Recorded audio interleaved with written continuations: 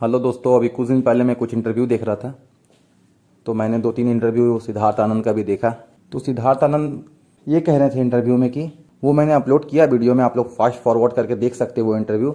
मैं इसलिए बताना चाहता हूँ कि 2-3 इंटरव्यू में वो पठान के बारे में बात किए हैं और हम सारा इंटरव्यू अपलोड नहीं कर सकते हैं, इसलिए ये जो बात है इंटरकनेक्ट है, एक दूसरे इंटरव्यू से मिला हुआ, इसलिए मैं पूरा बात आपको बताना चाहता हूँ।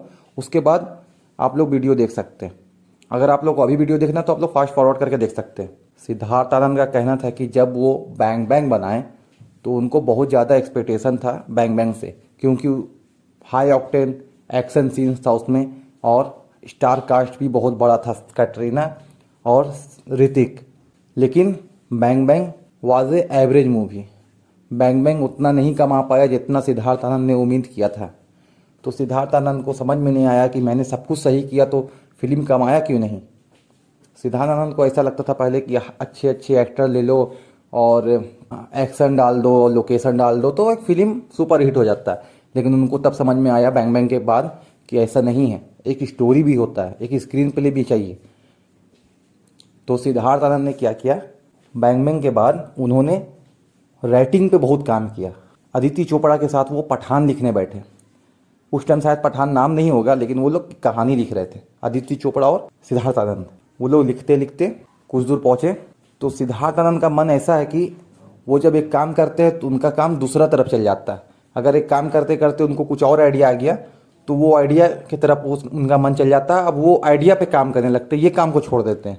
तो पठान लिखते लिखते उनका मन वॉर लिखने का कर गया। उनको कुछ आइडिया आया पठान लिखते लिखते तो उनका मन वॉर लिखने का कर गया। तो वो वॉर की तरफ चले गए, वॉर लिखने लगे।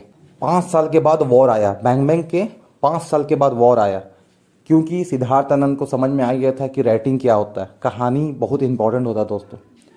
ये सिद्धार्थ आनंद को समझ में आ गया था, इसलिए उनको इतना टाइम लगा, क्योंकि वो स्क्रिप्ट पे काम कर रहे थे वॉर के। तो पहले वॉर आ गया, स्टार्ट हुआ था पहले पठान लिखना, लेकिन पठान को बीच में छोड़ के सिद्धार्थ आनंद वॉर लिखने लगे। अब वॉर को कंप्लीट किए हैं, उसके बाद डायरेक्ट किए हैं, उसके बाद रिलीज़ किए और फिर वहीं से शुरू किए पठान लिखना जहाँ से छोड़े थे।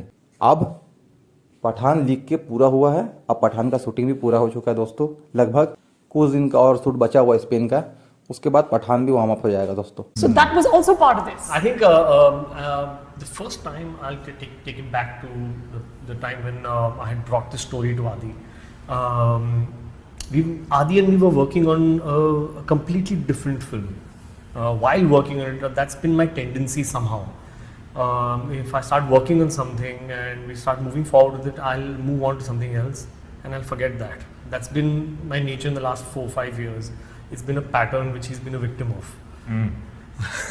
That's a separate chat by itself.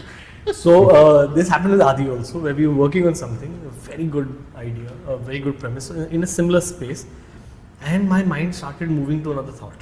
And I said, let me not bother Adi with it, let me start writing it. So off my meetings, I used to go back and start working on that, and I wrote a lineup of it. Which after I was very excited that this is damn exciting. I said, we were going to meeting Adi at 12 o'clock every day to discuss that. I said, listen, there's something else I want you to discuss.